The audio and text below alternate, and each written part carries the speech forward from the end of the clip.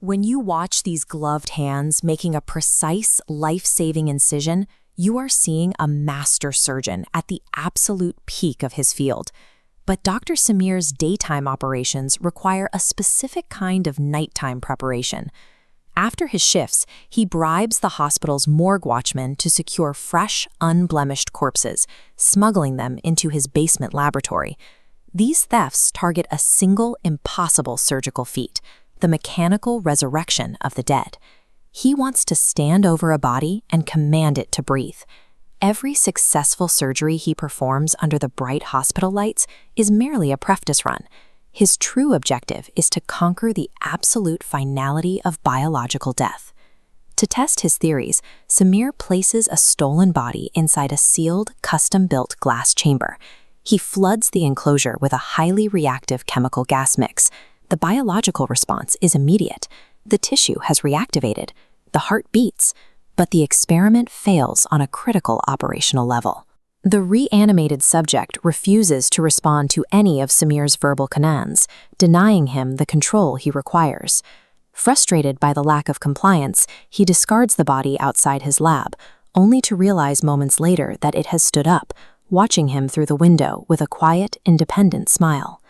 Watching his creation walk away, silent, autonomous, and refusing to obey, shatters Samir's sense of control. To eliminate this biological unpredictability, he decides to clone the one thing he trusts: his own reflection.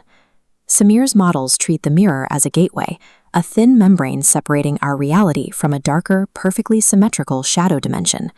By bombarding the glass with specific frequencies, he thins that barrier, using magnetic energy to pull his shadow self forward. The frequency adjustments hold, but the result breaks the rules of symmetry.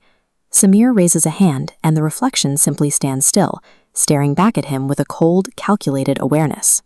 Weakening the dimensional wall has immediate consequences. The laboratory begins filling with the distorted, autonomous reflections of the very corpses he previously experimented on. Opening the gateway was an irreversible miscalculation. These figures aren't just light and shadow, they are pressing against the glass, testing the thinning barrier for a way into the laboratory.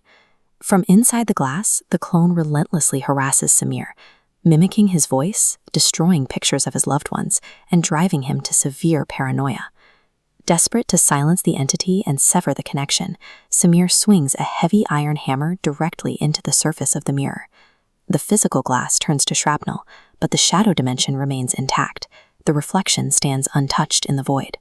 We can map the specific failure of his attack here. The newly established rule of symmetrical transference dictates that any kinetic force striking the dimensional boundary instantly redirects, multiplying the energy and driving it straight back into the flesh of the attacker. By attempting to destroy the gateway with brute force, Samir inadvertently surrenders his physical dominance to the clone. Bleeding out on the laboratory floor, Samir is helpless as the pristine clone reaches through the empty, shattered frame and drags him into the darkness of the shadow dimension. Once across the threshold, his biological structure destabilizes. His organic skin rapidly hardens, smoothing out into a cold, highly reflective silver plating. The internal degradation is severe. His skeletal structure snaps into brittle glass shards, and his facial features compress into a perfectly flat, featureless plane. He retains full consciousness, yet is completely paralyzed, fused permanently into the laboratory wall as a massive living mirror. A surgeon who spent his life treating human beings as mechanical objects to be dismantled and reassembled is now completely immobilized, reduced to an inanimate fixture. Trapped behind the glass, Samir watches as his reflection buttons up a crisp white surgical coat, preparing to walk out of the lab and seamlessly assume his life. Before leaving, the clone offers one final demonstration of the new physical laws in play. He drags a surgical scalpel cleanly across his own wrist. The clone's arm yields no blood and registers no pain.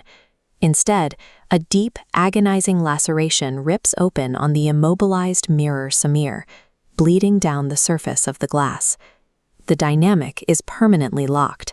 Samir will spend eternity trapped in silence, functioning solely as a remote reservoir for the physical pain his clone incurs in the real world.